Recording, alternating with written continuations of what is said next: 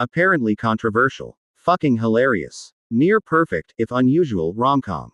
I picked up this book specifically because I agreed to work its sequel, 7-Year Itch, as a blog tour, before realizing that book was a sequel. When I found out, I knew I needed to read this book first.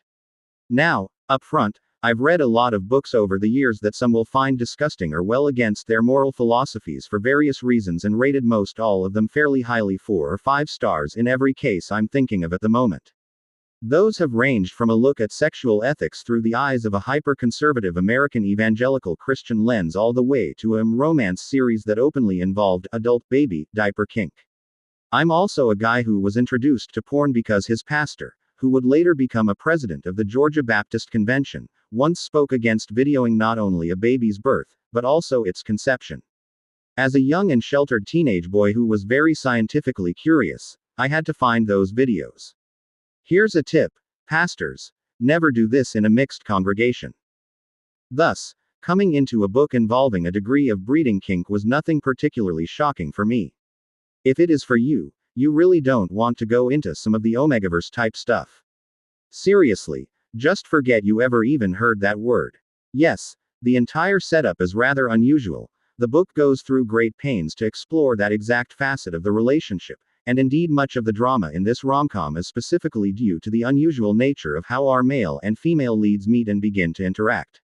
Instead, most everything I've seen anyone complaining about in previous reviews of this book are largely played either for comedy or for enhancing the tension and drama, and both sides of this romantic comedy work quite well in their separate lanes, and indeed come together to make one of the more standout and interesting rom-coms I've read in quite some time. Again, it won't be for everyone, for varying reasons. But for those that can allow your brains to accept this tale for just a few hours, you're going to come away with one of the more memorable romance tales I've read in literally years. Here, I speak as a man who reads on average 200 books per year across nearly all non-swords and sorcery fantasy genres.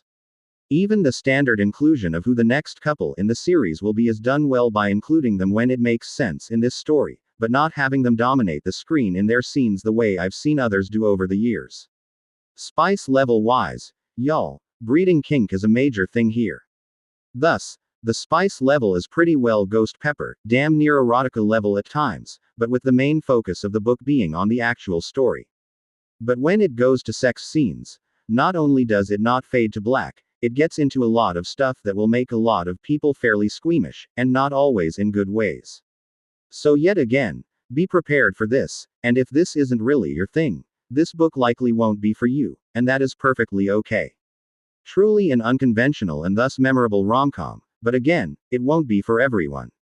And that is perfectly okay. Asterisk. Very much recommended.